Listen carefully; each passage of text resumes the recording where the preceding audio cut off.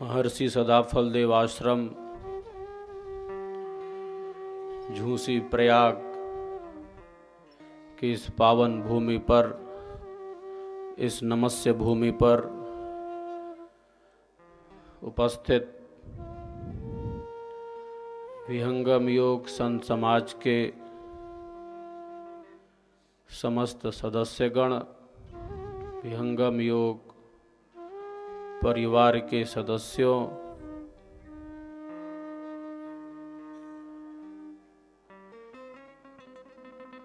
समारोह के उद्घोषक सुशील जी, इंदु प्रकाश जी, चंदन जी, प्रदीप जी, संगीत के सभी मर्मज्ञ जो समारोहों में अपनी सहभागिता प्रदान करते हैं, यहाँ बैठे हुए सभी विहंगम योग परिवार के सदस्यों,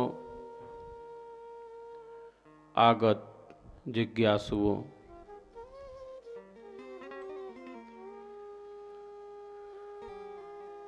पवित्र भूमि है।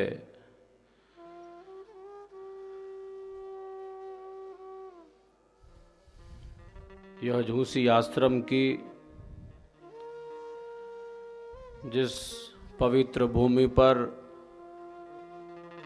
कुंभ पर्व के इस पावन अवसर पर आज से हमने ईश्वर वेद की यात्रा का, इस विहंगम योग की यात्रा का प्रारंभ किया है। कुंभ पर्व का अपना एक विशेष स्थान है, एक विशेष महत्व है जो हमारी इस भारतीय संस्कृति की परंपरा में रचा बसा है। हमारी संस्कृति में त्योहारों का सदैव से ही श्रेष्ठ स्थान रहा है, जिसके द्वारा मानव को एक संकेत मिलता है, एक संदेश मिलता है और जीवन को आगे बढ़ाने का एक पथ, एक रास्ता और एक मार्ग मिलता है।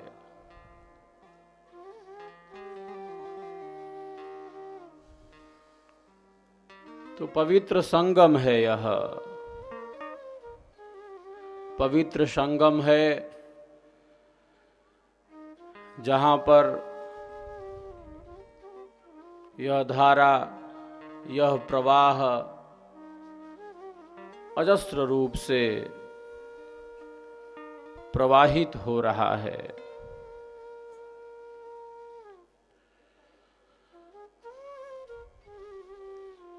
कुंभ शब्द का जो शाब्दिक अर्थ है वह कलश है, जिसका हमारी आपकी संस्कृति में, इस भारतीय संस्कृति में विशेष महत्व है।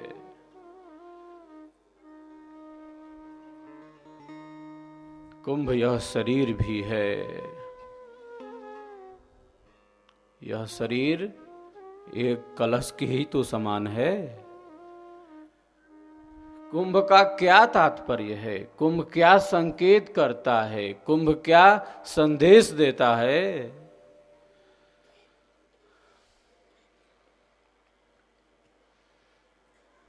इसका अर्थ कलश से है।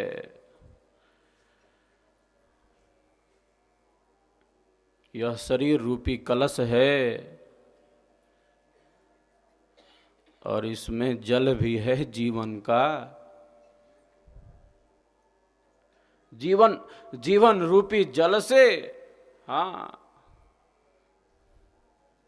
और आत्मा आत्मा रूपी चेतना से, हाँ, ये शरीर प्रवाहित है, चलायमान है।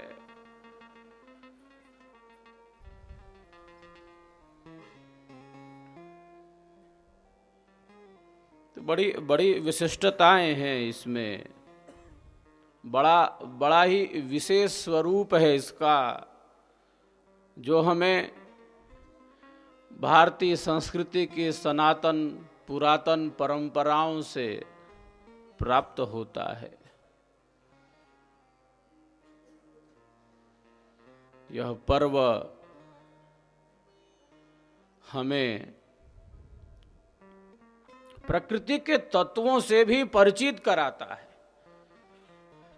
जल की कितनी बड़ी भूमिका है। जल हमारी बाह्य शुद्धि का साधन है। हाँ, यह शुद्धि का साधन है। पर यह स्नान केवल बाह्य शुद्धि तक सीमित नहीं है। यह तो सत्संग की गंगा है और यह साधना की त्रिवेणी है, जिसमें साधक आंतरिक रूप से शुद्ध हो उठता है, आंतरिक रूप से पवित्र हो जाता है।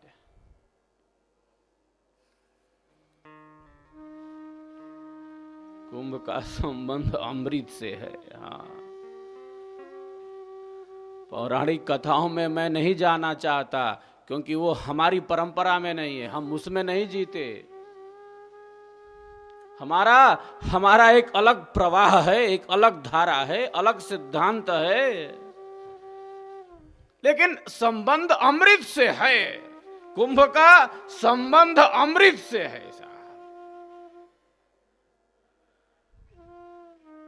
इस कुंभ में अमृत का जल है।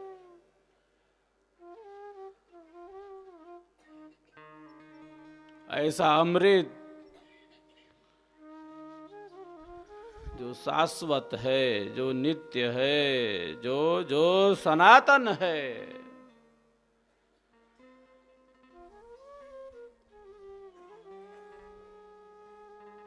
जिसका कभी विनाश नहीं होता, जिसका कभी नाश नहीं होता, यह कुंभ हमें उसी दिशा में बढ़ने का तो संकेत करता है।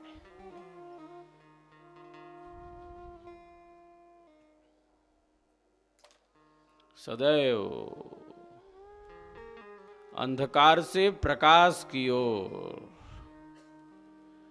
अज्ञानता से, इस अंधेरे से दूर होने का यह संदेश बारंबार दिया जाता रहा है। असत्य से सत्य की तरफ बढ़ने का संदेश, मृत्यु से अमरत्व की तरफ बढ़ने का संदेश, यही तो अमृत है, यही तो अमृत का संदेश है, यही तो कुंभ का संदेश है।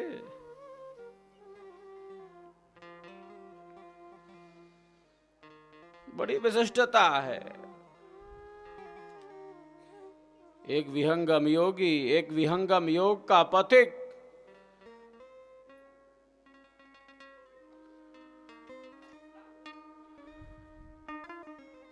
जानता है कि ये शरीर एक कलश है, यह एक कुंभ है, और यह पूर्ण कब होगा? हाँ, यह पूर्ण कब होगा? जब एक साधक मन वचन और कर्म से एक निष्ठ बनेगा। हाँ, जब जब बाह्य और आंतरिक शुद्धि होगी।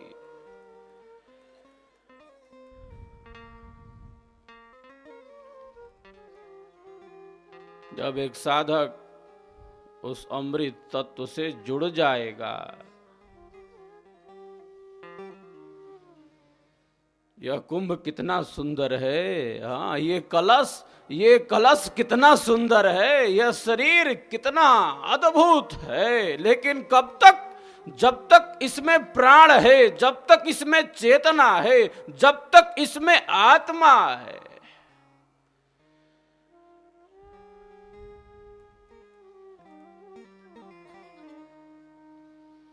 एक विहंगम योगी सार से इस ज्ञान के यथार्थ स्वरूप से और इस पूर्ण स्थिति से भिज्ञ रहता है।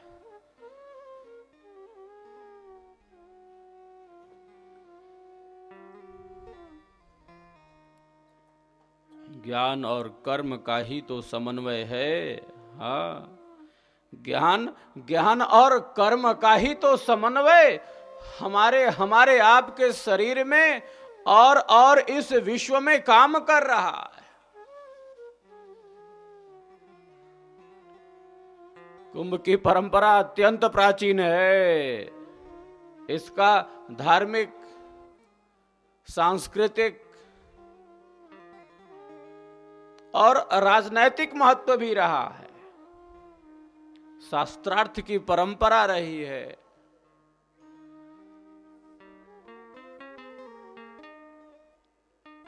मंथन है ना साहब, ये तो मंथन है।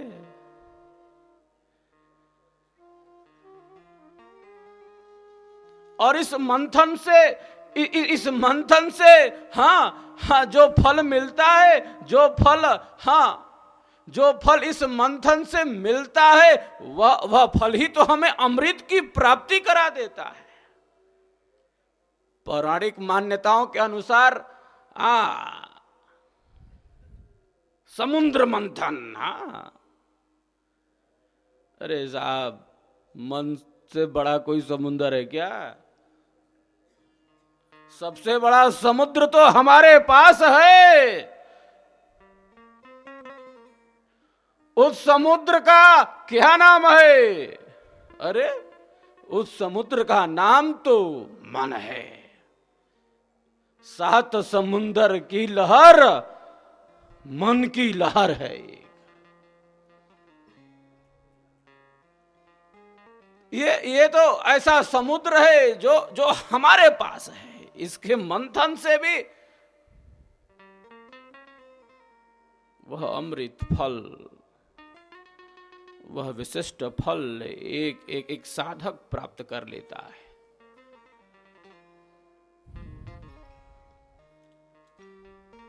यह परंपरा रही है, कुंभ की यह परंपरा रही है, जहां केवल शरीर का स्नान नहीं होता,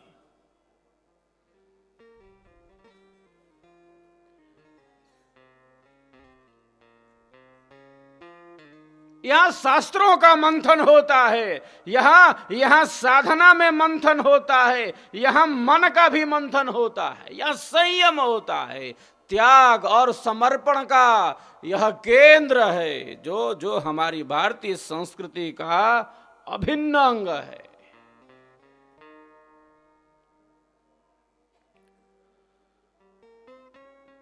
ये धर्म की रक्षा का प्रयत्न है साहब। ये कुंभ क्या है?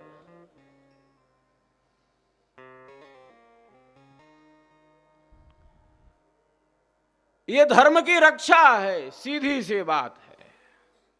लेकिन इसकी वास्तविकता को आज आत्मसात करने की जरूरत है। इस ब्रह्म विद्या के द्वारा, विहंगम योग के द्वारा, स्वर वेद के द्वारा, जिसमें ज्ञान का अद्भुत प्रवाह है। स्वर वेद भी तो कुंभ है कि नहीं? यह ज्ञान का कुंभ है, साधना का कुंभ है, यह सदगुरु का कुंभ है, यह पूर्ण कुंभ है, जिसे हम स्वरवेद कहते हैं। ये सत्संग की धारा है, ये सदगुरु का प्रवाह है।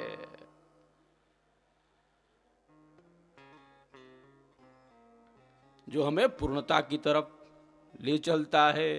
कुंभ का यही संदेश है, अंधेरे से प्रकाश की ओर चलो, उस पूर्णता की तरफ बढ़ो, सत्य की तरफ बढ़ो, अमृत की तरफ बढ़ो, आंतरिक पवित्रता के पथ पर बढ़ो, आंतरिक सुचिता के पथ पर बढ़ो।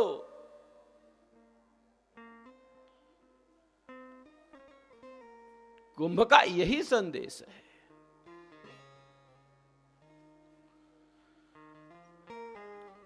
यह परंपरा अत्यंत प्राचीन काल से हमारे देश में है। भारतीय संस्कृति की यह परंपरा, और आज संपूर्ण विश्व की नजर इस कुंभ पर है।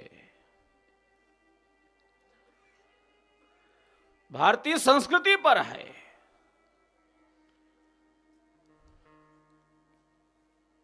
आज के इस युग में यह कुंभ इंटरनेट पर है, कुंभ की वेबसाइट है, और संपूर्ण विश्व इस कुंभ के दर्शन को व्याकुल है, आतुर है।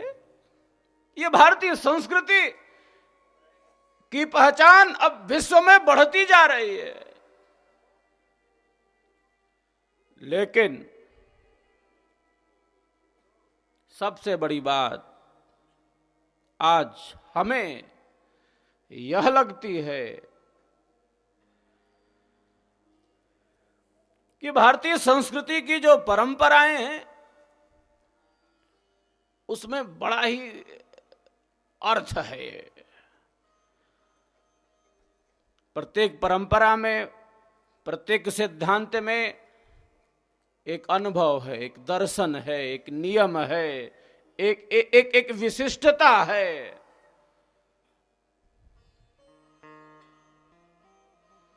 और उस विशिष्टता को अगर हम वास्तविक रूप में प्रकट नहीं कर पा रहे हैं तो निश्चित रूप से यह प्रयास असफल ही माना जाएगा। कुंभ का संबंध केवल स्नान से नहीं है। कुंभ का संबंध केवल इस शरीर की शुद्धि तक सीमित नहीं है। कुंभ का संबंध केवल व्रत से नहीं है, उपवास से नहीं है, केवल स्नान से नहीं है।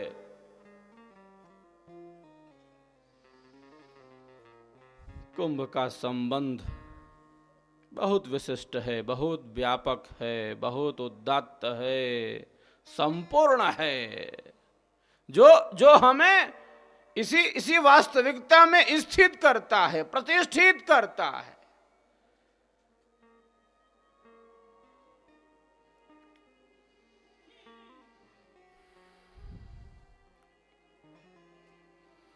यह बताता है कि यह यात्रा तो अमृत की यात्रा है।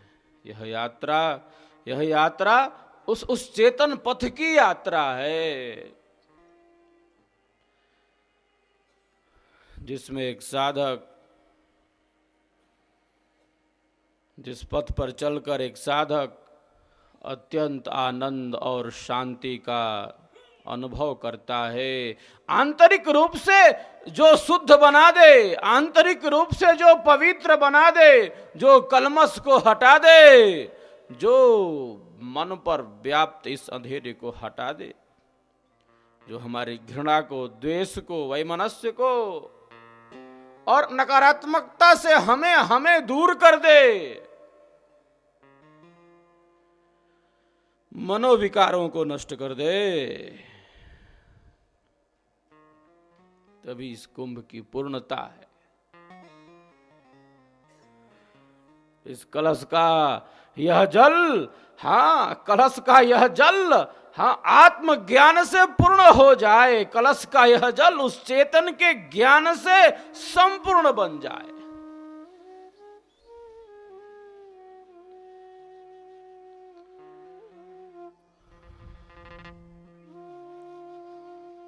विहंगम योग वह रास्ता बतलाता है, ब्रह्म विद्या वह मार्ग दिखाती है, किस प्रकार से एक साधक पूर्णता की तरफ बढ़ता है, उस चेतन पथ पर बढ़ता है।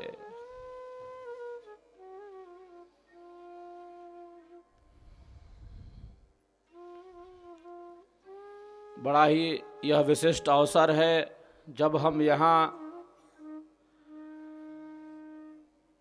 15 दिनों तक इस त्रिवेणी में गोती लगाएंगे। बड़ा विशिष्ट अवसर है यह स्वर वेद का प्रवाह, यह सद्गुरु का प्रवाह, यह सद्गुरु का सिद्धांत।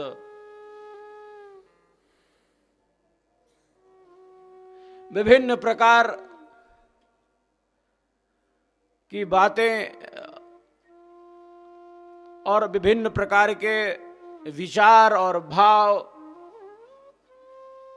व्यक्त किए जाते हैं। ठीक है, सबकी एक परंपरा है, उस पथ पर सब चल रहे हैं। विभिन्न प्रकार की कथाएं और विभिन्न प्रकार की लीलाएं इस कुंभ में चलती है।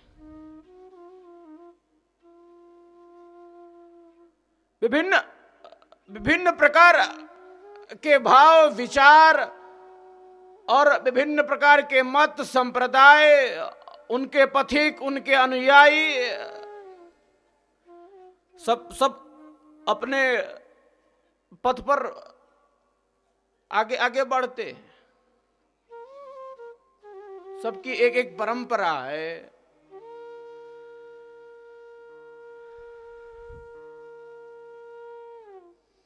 अनेकों मतांतर हैं, अनेकों संप्रदाय हैं,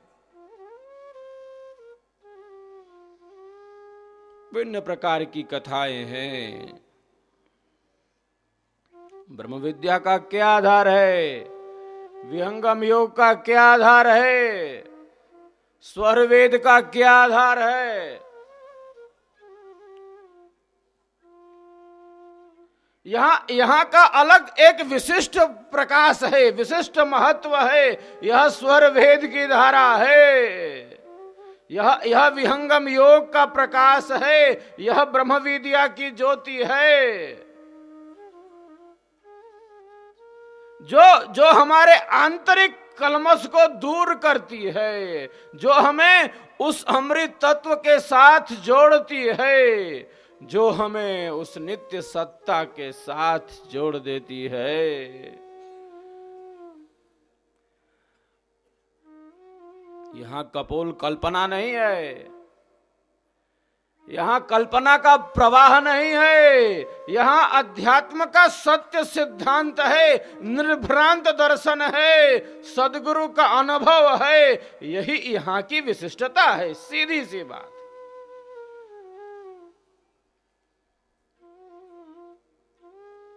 स्वर वेद का अर्थ ही है स्व वेद, स्व का अर्थ है आत्म, वेद का अर्थ है ज्ञान, स्व का एक दूसरा अर्थ है परमात्म, वेद का अर्थ है ज्ञान, जिसके द्वारा आत्मज्ञान एवं जिसके द्वारा परमात्म ज्ञान का अनुभव हो, उसी का नाम स्वर वेद है। उसी को स्वर वेद कहते हैं, जो हमें अमृत तत्व से जोड़ देता है। क्षणिक स्नान से आप उस अमृत तत्व से जुड़ जाएंगे। अरे साहब, बड़ा निराला पथ है, बड़ा श्रेष्ठ पथ है, बड़ा गंभीर पथ है। बाह्य स्नान अधूरा है, बाहर का स्नान अधूरा है तब तक जब तक एक साधक अपने भीतर स्थित उस त्रिवेणी में स्नान नहीं कर लेता।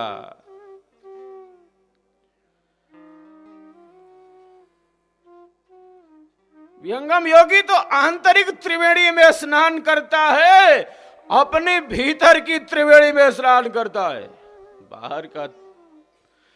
बाहर की त्रिवेणी का स्नान अधूरा है साहब।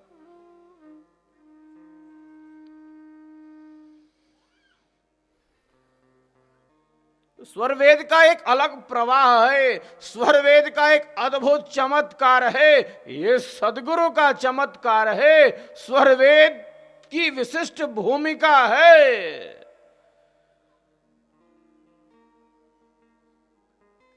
एकमात्र यही स्थान है, यह पवित्र भूमि, यह सद्गुरु के परमाणुओं से ओतप्रोत व्यापक भूमि,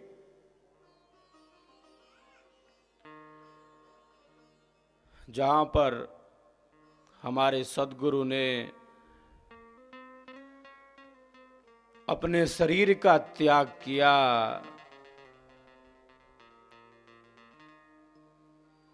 और आकाशवाणी के द्वारा यह घोषणा की कि मैं शरीर से बाहर हूं, मैं बाहर से बोल रहा हूं। योगी बाहर से बोलता है। जिसे अपने शरीर त्याग का ज्ञान नहीं, वह योगी नहीं हो सकता। योगी जब चाहे शरीर से निकल जाए, शरीर छोड़कर भी अपने भावों को प्रकट करता। यही वह पवित्र भूमि है जिस पर हमारे सद्गुरु ने उस परमाणु मंडल का ज्ञान प्राप्त किया, सद्गुरु का दर्शन प्राप्त किया, अपने शरीर का त्याग किया।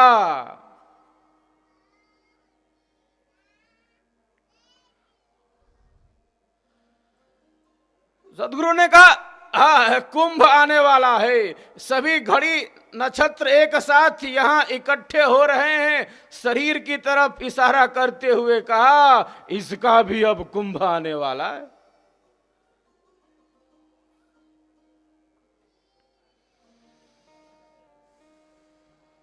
तो विहंगम योग का पथ, यह सद्गुरु का पथ, यह स्वर वेद की चेतना, यह स्वर वेद का सिद्धांत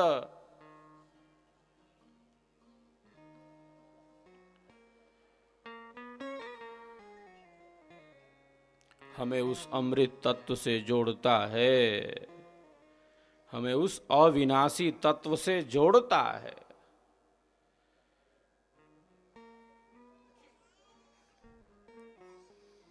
इस सिद्धांत का बोध और इसका सत्संग कहां हो रहा है आज? करोड़ों की संख्या में आस्था और विश्वास से पूर्ण जनमानस यहां पहुंचता है, लेकिन उसे यह बोध कहां हो पाता है कि वह आंतरिक त्रिवेणी क्या है, अध्यात्म का वह सार क्या है, हमारी भारतीय संस्कृति की वह पुरातन परंपरा क्या है, वह योग की विद्या क्या है, वह अध्यात्म का यथार्थ क्या है, वह भक्ति का यथार्थ स्वरूप क्या है, वह उपासना का वास्तविक स्वरूप क्या है, किसे पता है साहब? मनोरंजन, मन का रंजन दिखता है, भक्ति के नाम पर, उपासना के नाम पर मन का रंजन ही तो दिखता है। जहां आध्यात्मिक अनुभव का संदेश है, जहां वास्तविक सिद्धांत का संदेश है, जहां यह अध्यात्म की धारा है। अरे साहब, यह धारा ही तो विहंगम योग की धारा है, यह सदगुरु की धारा है, यह सदगुरु का प्रवाह है।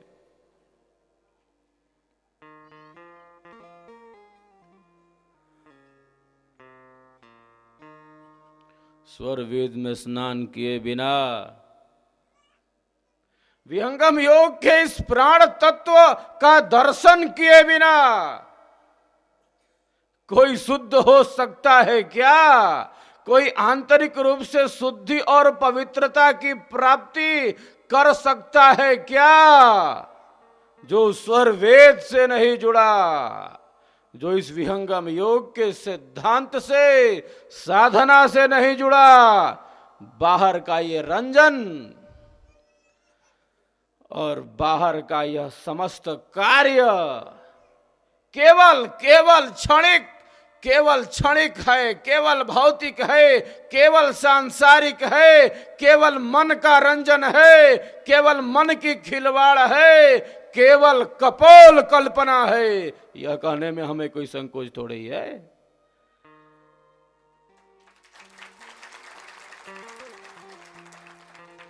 ये कहने में कोई संकोच नहीं है।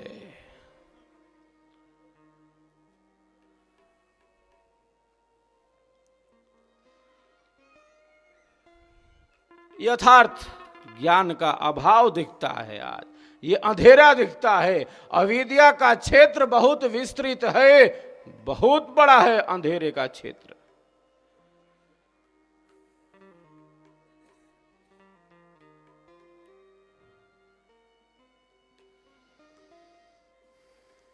तो निश्चित रूप से वास्तविक मार्ग, सत्य का वह विशिष्ट मार्ग,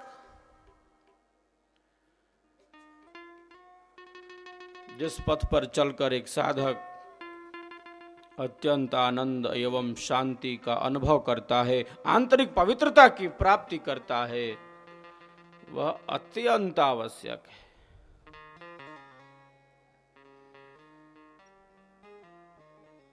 विहंगम योग वह मार्ग बतलाता है कि किस प्रकार से एक साधक आंतरिक शुद्धि की प्राप्ति करता है, अंतर से पवित्र हो उठता है। ये तो अंतर यात्रा का नाम है।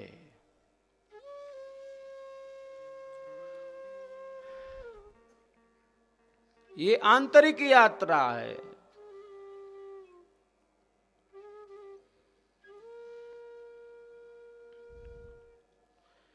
यह आंतरिक पथ है।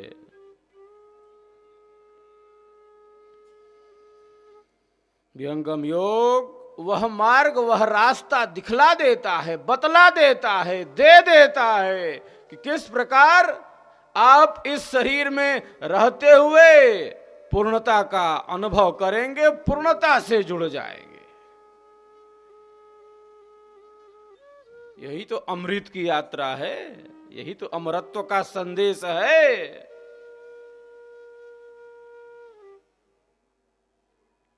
यहां जड़ोपासना श्रेयस्कर नहीं है, सीधी सी बात है।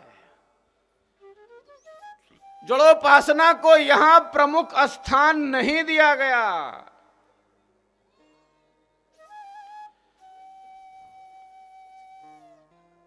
जड़ोपासना चलिए शुभ कर्म है, लेकिन उस अमृत तत्व की तरफ एक साधक बढ़ पाए, ये बड़ी उच्च स्थिति है, ये बड़ी श्रेष्ठ स्थिति है। और विहंगम योग हमें उसी में प्रतिष्ठित कर देता है, उसी में स्थित कर देता है। ब्रह्म विद्या के बोध बिनु पूजा जप तप पाठ यज्ञ दान व्रत नियम जो, यह सब उकठा काठ।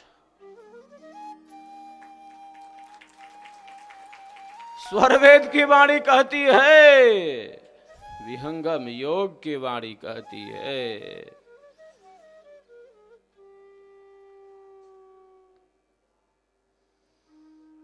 जितना भी पूजा करेगा, जप करेगा, तप करेगा, उपवास करेगा, आज रविवार का व्रत, मंगलवार 17 व्रत, आई नहान औ नहान, इसमें नहाना वहां नहाना, अरे साहब क्या मामला है। ब्रह्म विद्या का बोध नहीं, विहंगम योग का बोध नहीं, स्वर वेद का बोध नहीं। जितना जितना भी कुछ करेगा, दीर्घ काल में बहुत थोड़ा सा फल मिलेगा, उससे विशिष्ट फल अल्प काल में ये स्वर वेद दे देता है, ये विहंगम योग दे देता है।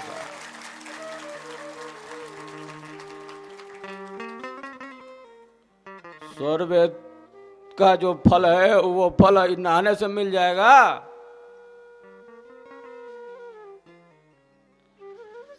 स्वर वेद से बड़ा कोई फल देने वाला नहीं है। ये सदगुरु का फल है, ये चारों फल है। ये छोटा मोटा एक दो फल दे देगा,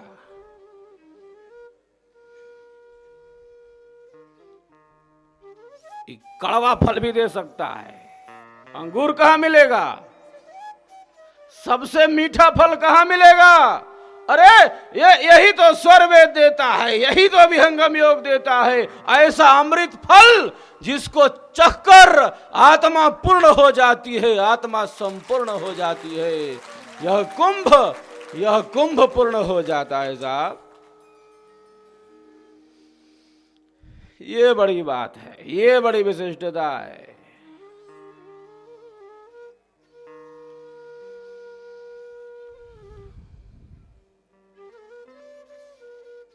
यह विशिष्ट पथ है, यह विशिष्ट रास्ता है। यह स्वर वेद का संग है जो हमें अनंत अनंत फलों की प्राप्ति कराता है। यह स्वर वेद का संग है, यह सत्संग है, यह विहंगम योग की त्रिवेणी है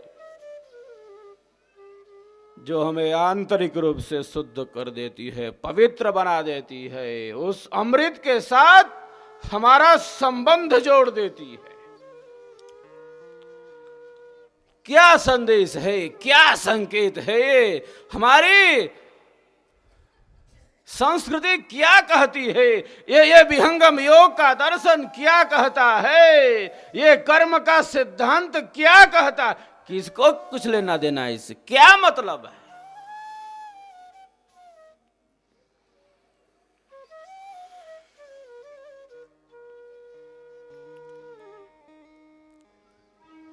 विहंगम योग वह रास्ता बतलाता है, विहंगम योग वह मार्ग दिखाता है। स्वरवेद उस स्थिति में हमें दृढ़ करता है। किस प्रकार आपके कर्म, शुभ अशुभ कर्म योगाग्नि में नष्ट हो सकते हैं। कैसे नष्ट हो जाते हैं? यह तो विहंगम योग का पथ,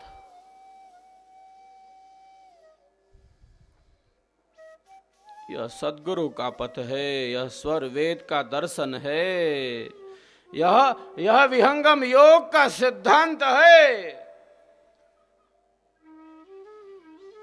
जो हमें उस महान स्वरूप में स्थित कर देता है। जब एक साधक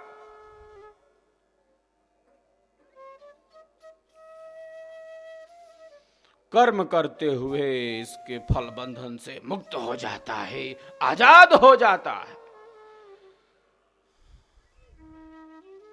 तो किस प्रकार उसके पापों का क्षय हो जाता है। यह बड़ी आंतरिक प्रक्रिया है, बड़ी विशिष्ट प्रक्रिया है, बड़ा अद्भुत पथ है। यह अलौकिक पथ है, यह साधना का पथ है, यह सद्गुरु का पथ है, यह स्वर वेद का पथ है।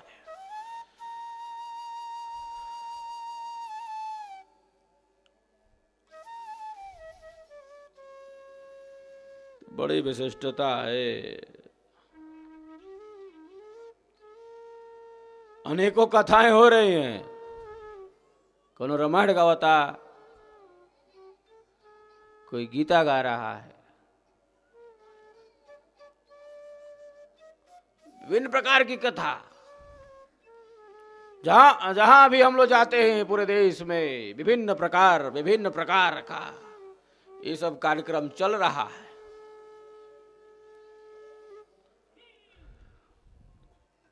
विभिन्न प्रकार के भाव विचार और विभिन्न प्रकार के वक्तव्य आज सर्वत्र हमें दिखलाई देते हैं। स्वरवेद का दर्शन, स्वरवेद का सिद्धांत, विहंगम योग की चेतना,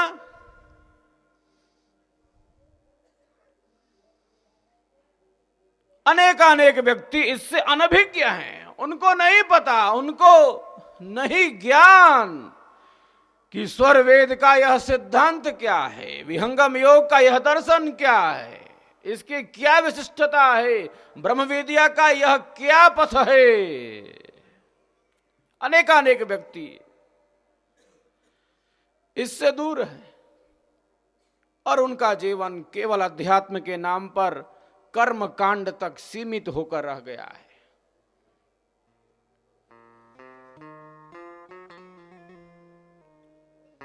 केवल कर्म कांड, केवल मनोरंजन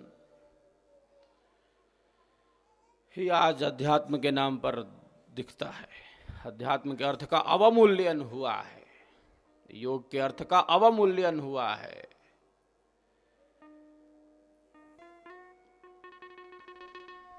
ये ब्रह्म विद्या, यह विहंगम योग, यह स्वरवेद अध्यात्म का विज्ञान है। हाँ, यह भक्ति का यथार्थ स्वरूप है, यह योग की आध्यात्मिक ऊंचाई है, यह साधना की आंतरिक गहराई है। यह सबसे बड़ी विशिष्टता है।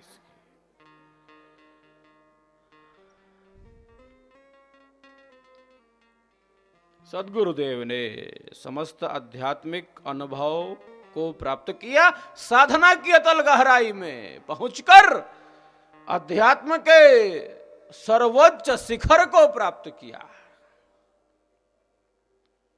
कहा, मैंने इस साधना के द्वारा अनंत आनंद का अनुभव किया है, और प्यारे आप भी चलोगे तो आपको भी वह परम आनंद मिलेगा, वह पूर्णता मिलेगी, परम आनंद एवं शांति का अनुभव होगा। इस रास्ते पर चलकर मैंने असीम आनंद, असीम सुख का, परमानंद का अनुभव किया, और प्यारे आप भी चलोगे उस पथ पर तो आपको भी अनंत आनंद एवं असीम शांति का अनुभव होगा। सीधी सी बात है।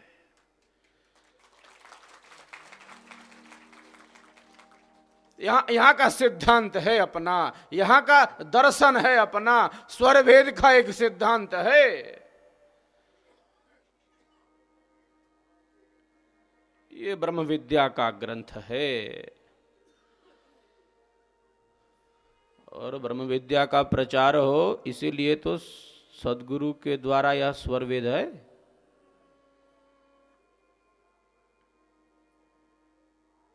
ब्रह्म विद्या का प्रचार हो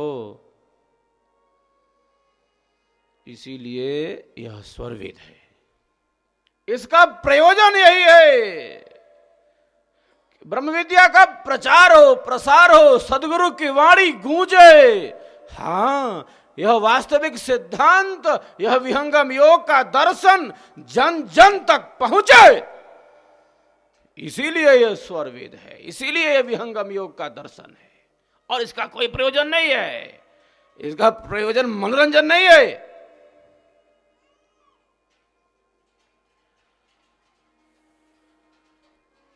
बहुत विशिष्ट प्रयोजन है इसका। इसका प्रयोजन है ब्रह्म विद्या का प्रचार, इसका प्रयोजन है सैद्धांतिक बोध। हाँ, सिद्धांत का अभाव नहीं हो सकता, सिद्धांत से हम दूर नहीं हो सकते। तो ब्रह्म विद्या का प्रचार हो, प्रसार हो, इसीलिए यह स्वर वेद है। वेद तो माता होती है। विहंगम योग की माता का क्या नाम है? क्या नाम है? स्वर वेद है, जिसमें विहंगम योग का सारा सिद्धांत भरा पड़ा है, जिसमें सिद्धांत और साधना का समन्वय है। अस्तुता मया वरदा वेद माता प्रचोदयंताम पावमाने द्विजानाम आयु प्राणम प्रजाम पशुम कीर्तिम द्रविड़म ब्रह्मवर्चसम मह्यम दत्वा ब्रजत ब्रह्मलोकम। वेद को माता कहा गया साहब, ये जननी है। विहंगम योग, विहंगम योग की धारा है, जिसके द्वारा, जिसके आश्रय से एक साधक अत्यंत आनंद एवं शांति का अनुभव करता है।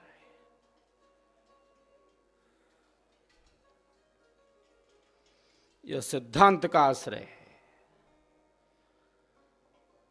यह सद्गुरु का आश्रय है।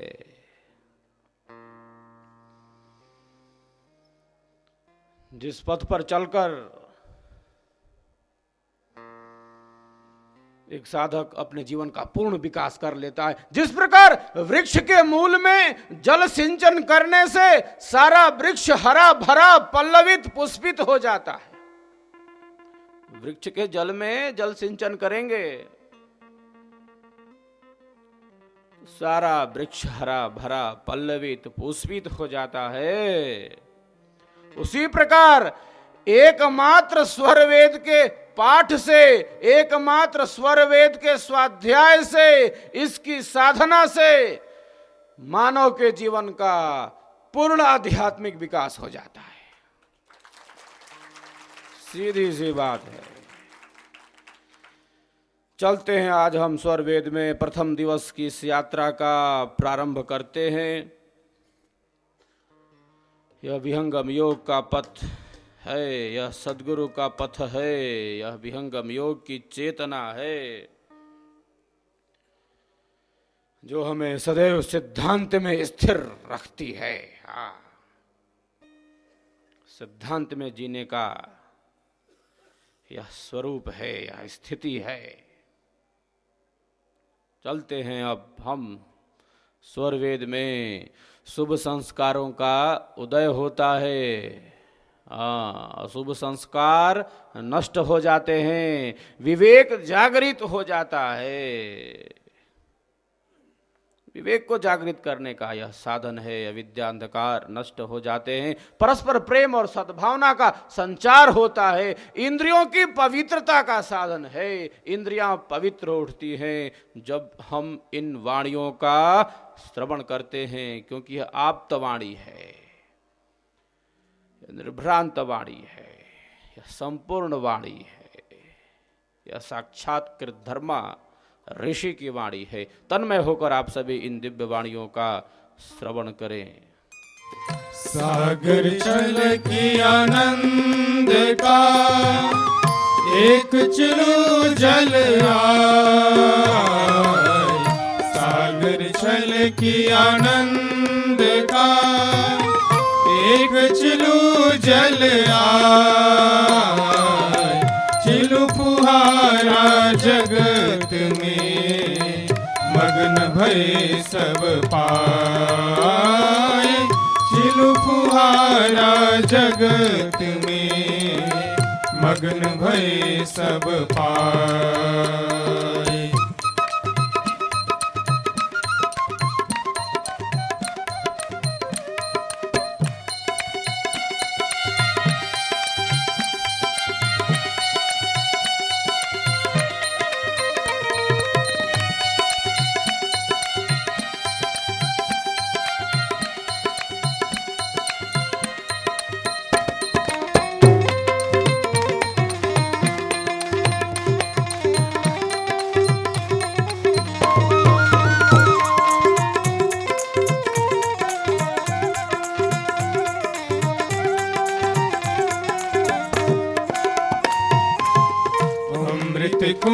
हिलोल से एक बूंद गिर आए, अमृत कुंड हिलोल से एक बूंद गिर आए, सोई बूंद छनि प्रकृति में जग जीवन सुख पाए, सोई बूंद छनि प्रकृति में जग जीवन सुख पाए।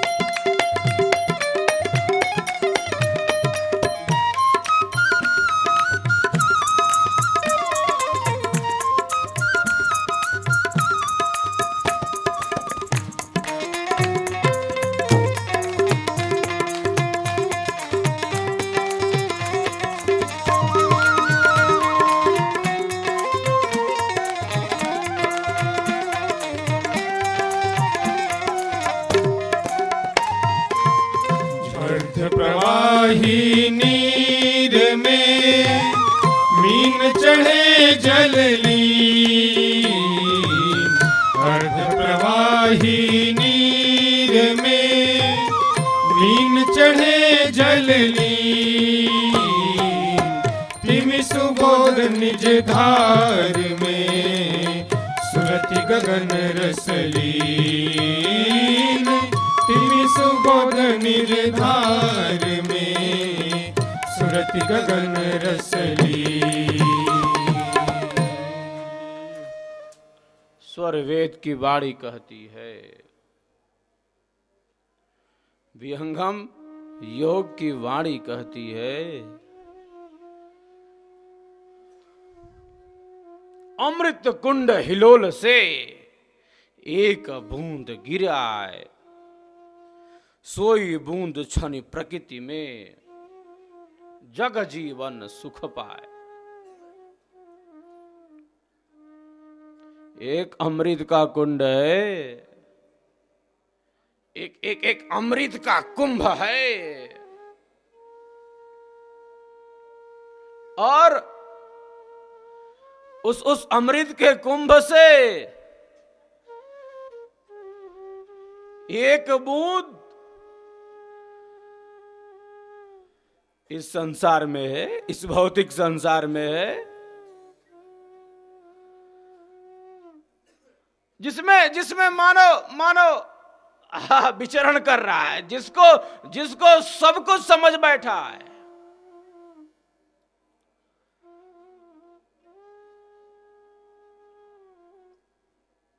जितना भी संसार का सुख, जितना भी इस जीवन का सुख है, वह सुख, हाँ, सतगुरु ने कहा ये सीक बूंद है, सीक बूंद सम जगत सुख कसा समुंदर जान, परमानंद को किमि कहूं शक्य वचन नहीं ज्ञात।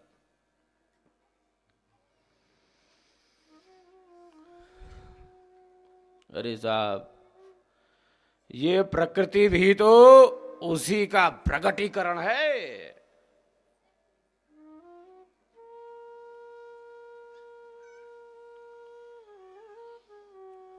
ये सुख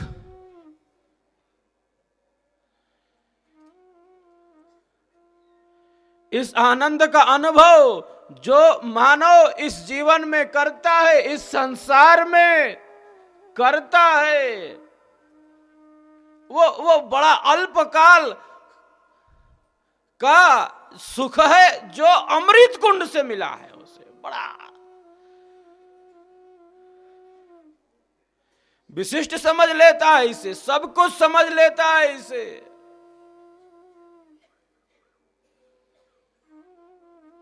सर्वत्र उसी की शक्ति काम कर रही है। देखिए, प्रकृति में भी बहुत बड़ी शक्ति है, प्रकृति में विशाल शक्ति है, विशिष्ट शक्ति है, ये ईश्वर की शक्ति है, ये जड़ शक्ति है।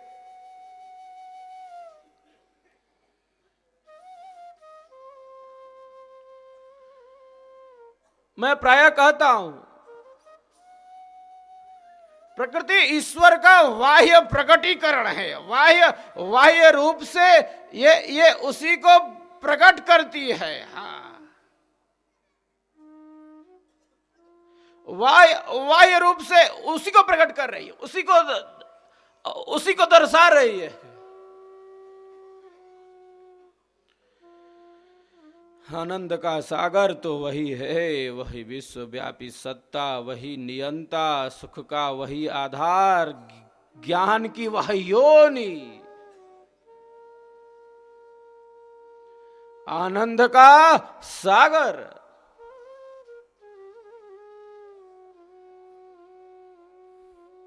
तो यह प्रकृति उसी का प्रकटीकरण है। हाँ, उसी का प्रकटीकरण है, बाह्य रूप से उसको प्रकट करती है। जर्रे जर्रे में है, जर्रे जर्रे में है झांकी भगवान की, किसी सूझ वाली आंख ने पहचान ली। सर्वत्र उसी की शक्ति है। वही अमृत सत्ता है, नित्य सत्ता है, चेतन सत्ता है, शाश्वत सत्ता है, निरंतर सत्ता है।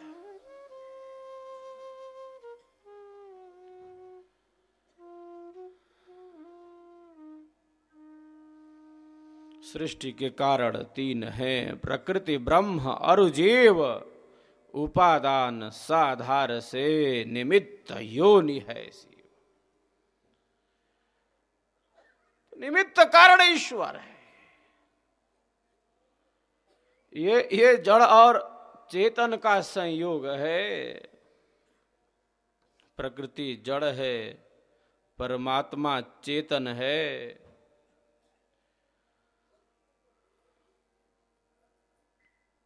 शरीर जड़ है, आत्मा चेतन है। जड़ और चेतन का यह संयोग काम कर रहा है हमारे आपके शरीर में, और शरीर के बाहर इस विश्व में जड़ और चेतन का यही संयोग काम कर रहा है।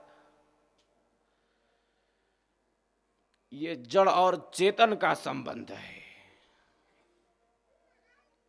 शरीर जड़ है, आत्मा चेतन है, प्रकृति जड़ है, परमात्मा चेतन है। तो यह जो सुख प्रकृति का है और ये जो सुख संसार का है,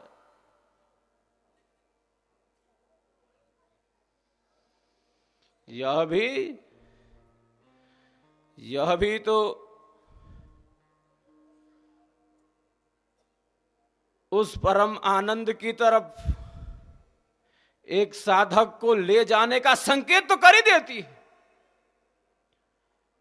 यह बतलाती है कि यह सुख कितना अल्प है, कितना क्षणिक है, और जो सुख का वास्तविक धरातल है, जो आनंद का वास्तविक धरातल है, जो आनंद का स्रोत है, कितना अद्भुत होगा।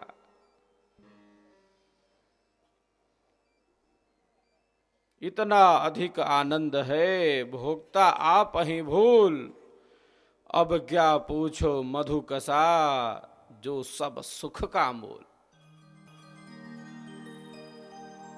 परम आनंद का सागर, असीम आनंद का सागर,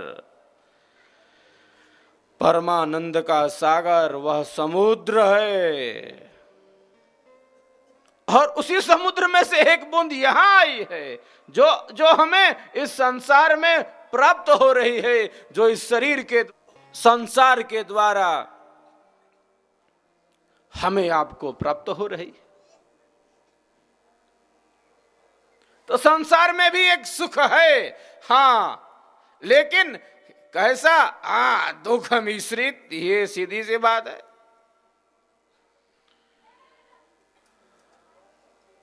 संसार से जो सुख प्राप्त होता है उसमें दुख मिला रहता है। संसार का सुख दुख मिश्रित है, सीधी सी बात है। गुलाब का फूल है, कांटे लगे हुए हैं।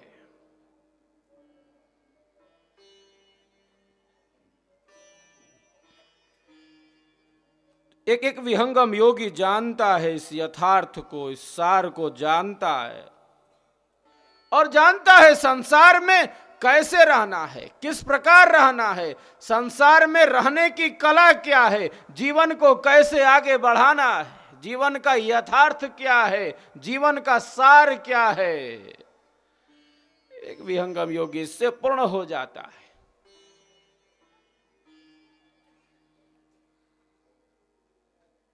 इस यथार्थ ज्ञान से वह पूर्ण रहता है।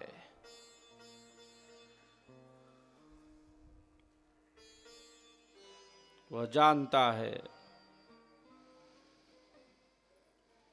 कि शाश्वत सुख का जो आधार है वह अमृत तत्व है, वह नित्य तत्व है, वह सनातन तत्व है। अमृत का क्या अर्थ है? यो न मृतः, जो मरा नहीं, जो मरता नहीं वह उत्पन्न भी नहीं होता। वो शाश्वत है, वो नित्य है, वो सनातन है, वो सहज है, वो निरंतर है।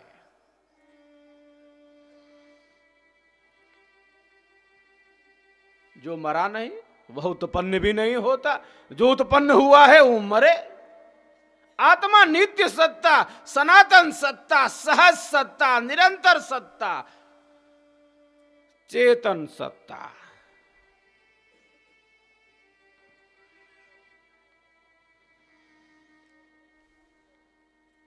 लेकिन आत्मा को भुला दिया गया। आत्मा से क्या लेना देना है?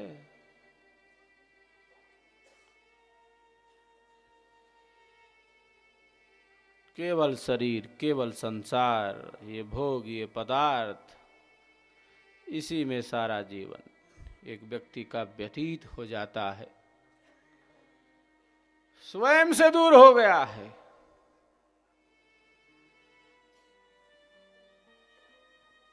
ज्ञान का अभाव थोड़े ही है उसके पास, ज्ञान का अभाव नहीं है, बल्कि उसके पास मिथ्या ज्ञान है, विपरीत ज्ञान है। ज्ञान का अभाव अविद्या नहीं है, वो सब ज्ञान रखा है। हाँ, लेकिन उसका ज्ञान क्या है? असत्य है, झूठा है, मिथ्या है, विपरीत है, असत्य ज्ञान है उसका। तो ज्ञान का अभाव अविद्या नहीं है, बल्कि असत्य ज्ञान, झूठ ज्ञान, मिथ्या ज्ञान, विपरीत ज्ञान, इसको अविद्या कहते हैं। जो दुखों का कारण है, जिससे मानव दुखी बनता है, जिससे क्लेश उत्पन्न होते हैं, क्या कारण है? अविद्या कारण है, मिथ्या ज्ञान कारण है। जो वस्तु जैसी उसको वैसा जानना, यही तो विद्या और ज्ञान का यथार्थ लक्षण है, यथार्थ स्वरूप है।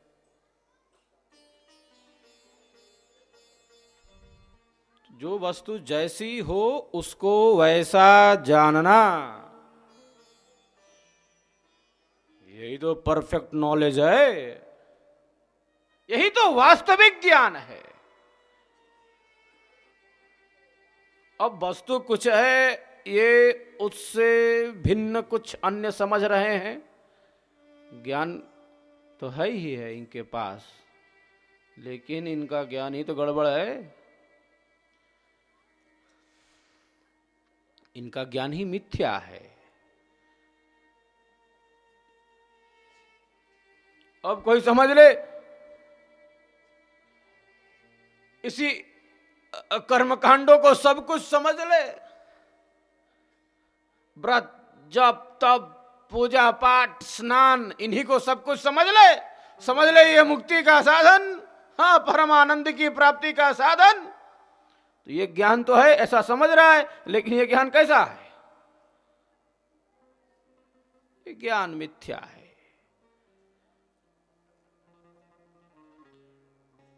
मैंने इतना व्रत किया, इतना उपवास किया, इतना स्नान किया, इतना पूजा किया, क्या किया? अभिमान को बढ़ाने के लिए किया है? अरे साहब, इसी को तो हटाना है, उसी को मजबूत करने में लगे।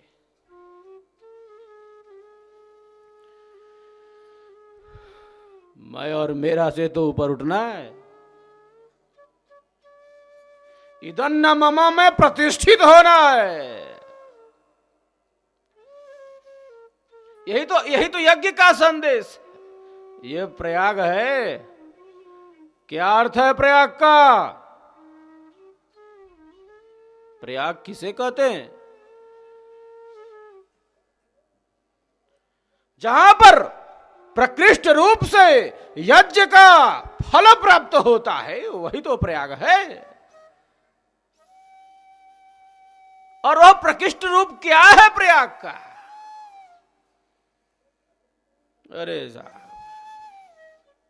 वो आंतरिक है, वह सूक्ष्म है। जब एक साधक मैं और मेरा से ऊपर उठ जाता है, जब एक साधक अभिमान को नष्ट कर देता है, जब एक साधक मिथ्या ज्ञान को नष्ट कर देता है, जब एक साधक अपने भीतर स्थित अंधेरे को हटा देता है, तभी तो यह फल प्राप्त होता है। प्रकृति में भी बहुत बड़ी शक्ति है।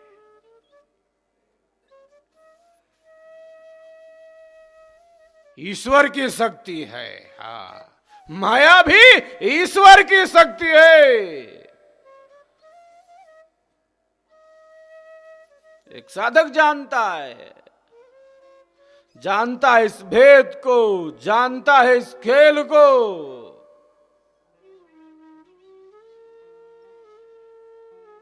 इसीलिए सदैव विवेक के प्रवाह में, सदैव ज्ञान के प्रवाह में और सदैव यथार्थ स्थिति में दृढ़ रहता है।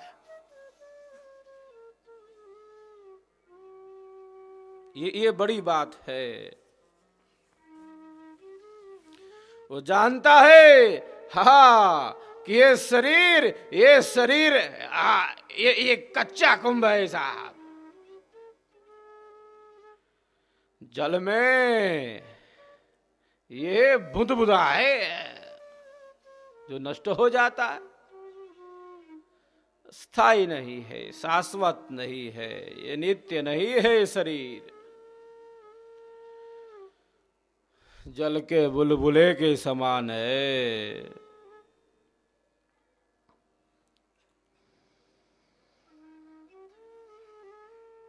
जानता है उत्पन्न हुआ है, नष्ट होगा। शरीर उत्पन्न होता है, ये नष्ट हो जाता है। जायते अस्ति वर्धते विपरिणमते अपक्षीयते विनश्यति। उत्पन्न होता है, सत्ता होती है, बढ़ता है, परिवर्तित होता है, क्षय होता है, नष्ट हो जाता है।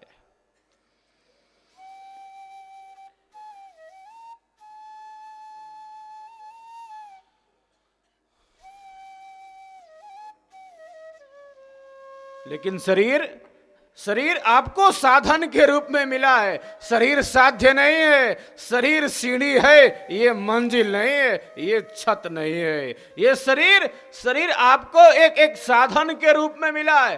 परमात्मा प्राप्ति का यह साधन है, आत्मा के कल्याण का साधन है। आत्मा इसी शरीर से अनंत उन्नति को प्राप्त हो जाती है, अत्यंत उन्नति का यह साधन है।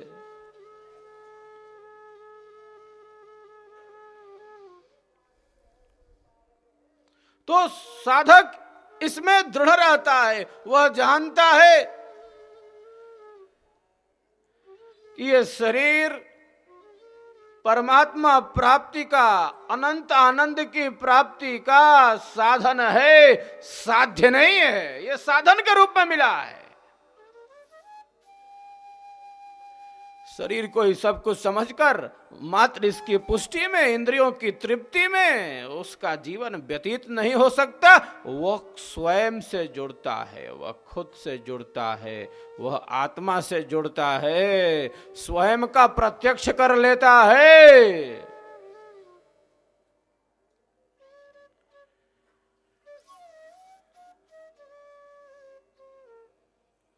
आत्मा को आज भुला दिया गया। आत्मा से क्या लेना देना है?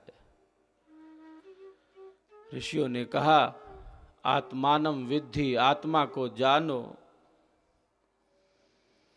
लेकिन अपने स्वरूप के प्रति अनभिज्ञता है, अपने स्वरूप के प्रति चैतन्यता का अभाव दिखता है। क्या लेना देना है? केवल केवल संसार का ये प्रवाह इधर उधर, तनिक गंभीरता नहीं, तनिक स्थिरता नहीं, चित्त की चंचलता, विषयों का ये प्रवाह एक एक व्यक्ति को अस्थिर किए रहता है। कुछ भी बोध नहीं, और नकारात्मकता में जीने का एक अंदाज, आलोचना में जीने का एक अंदाज अनेकानेक व्यक्तियों में विकसित हो जाता है। स्वयं से जुड़ने की कोशिश, स्वयं को परखने की कोशिश एक साधक करता है, एक विहंगम योगी करता है, एक श्रेष्ठ मानव करता है।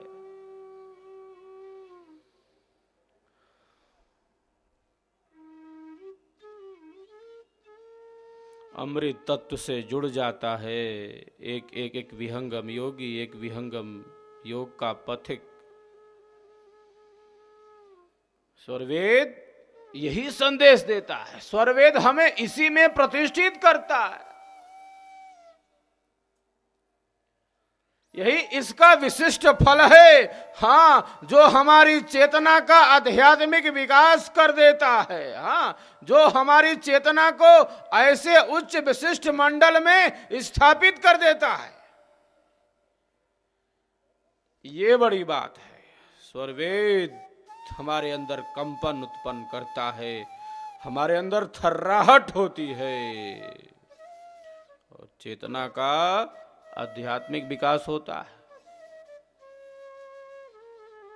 ऐसा विकास अन्यत्र संभव नहीं है। कपोल कल्पनाओं से वह शक्ति जागृत नहीं होती, मन के रंजन से अध्यात्म को व्याख्यात नहीं किया जाता। मन का रंजन नहीं है, यह अध्यात्म अनुभव का विषय है, जहां कोई सिद्धांत नहीं, जहां कोई साधना का पक्ष नहीं, वहां आध्यात्मिक उन्नति कैसी? वहां कैसा अध्यात्म? जहां ना कोई सिद्धांत न साधना, वहां कैसा अध्यात्म? अध्यात्म हमें आत्मा की भूमि में दृढ़ करता है, स्थिर करता है। जो आत्मा प्राप्त करती है,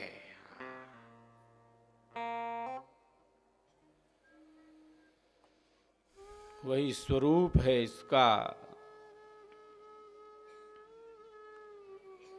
मन, वचन और कर्म से पवित्र हो उठता है एक साधक। मनस्सेकम वचस्सेकम कर्मण्येकम महात्मनाम। मन, वचन, कर्म से एक निष्ठ बनना।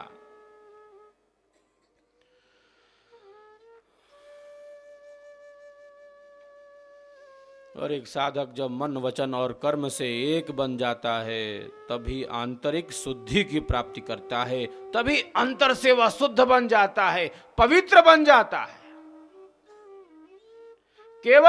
केवल शरीर की शुद्धि यहां पर्याप्त नहीं है। यहां की शुद्धि का आधार इंद्रियां हैं, यहां की शुद्धि का आधार मन है, यहां की शुद्धि का आधार प्राण है, यहां की शुद्धि का आधार बुद्धि है, चित्त है, अहंकार है। शुद्धि इनकी होती है। अंतःकरण की शुद्धि करनी है, आंतरिक तत्वों की शुद्धि करनी है साहब। मन बुद्धि चित्त अहंकार जब शुद्ध हो जाते हैं तब आत्मा निर्मल बन जाती है, आत्मा स्वच्छ बन जाती है। केवल शरीर को जल में डुबा देने से नहीं होगा। अरे साहब, ये बड़ा विशिष्ट पथ है, ये बड़ा अद्भुत पथ है, ये बड़ा चेतन पथ है, ये बड़ा आध्यात्मिक पथ है, यह ऋषियों का पथ है।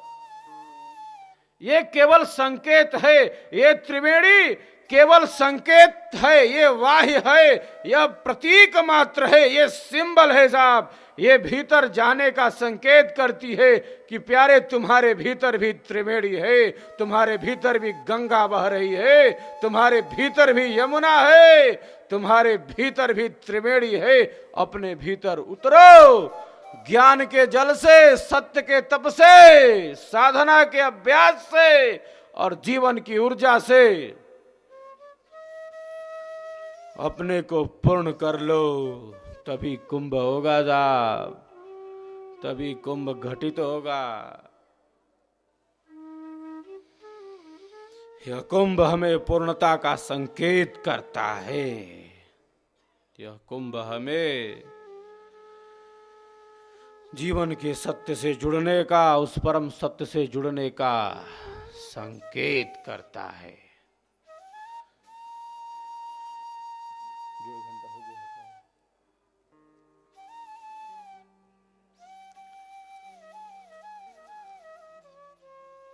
विहंगम योग वही रास्ता बतलाता है, वही मार्ग दिखलाता है, उसी पथ में हमें आगे ले जाता है। हाँ, कि किस प्रकार आप उस अमृत से जुड़ेंगे। ये अमृत की यात्रा है, ये अमरत्व की तरफ बढ़ने का मार्ग है।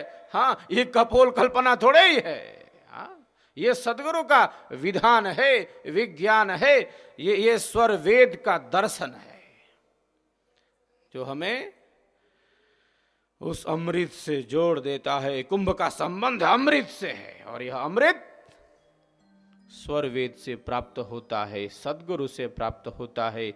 इस ब्रह्म विद्या के द्वारा, विहंगम योग के द्वारा प्राप्त होता है, जिसमें स्नान कर एक साधक पवित्र हो उठता है, जिसमें स्नान कर एक साधक अत्यंत आनंद एवं शांति का अनुभव करता है।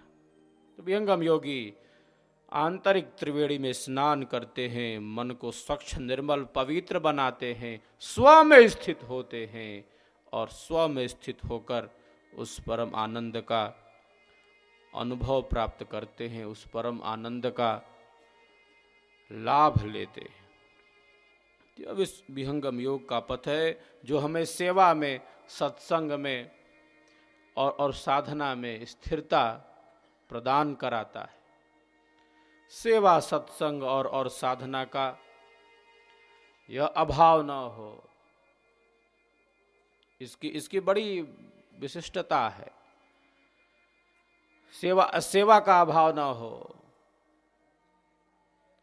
सत्संग का अभाव न हो और साधना का अभाव न हो, जिससे एक व्यक्ति आंतरिक रूप से पवित्र हो उठता है। विहंगम योग की जो त्रिवेणी है, उस त्रिवेणी का क्या नाम है साहब? विहंगम योग की त्रिवेणी क्या है? सेवा है, सत्संग है और साधना है। यही विहंगम योग की त्रिवेणी है। और जो इसमें स्नान करता है आंतरिक रूप से शुद्ध बन जाता है, आंतरिक रूप से पवित्र बन जाता है। सीधी सी बात है, कुंभ हो जाता है तभी अमृत की प्राप्ति कर लेता है, अमृत तत्व का पथिक बन जाता है, अमृत तत्व का साक्षात्कार कर लेता है।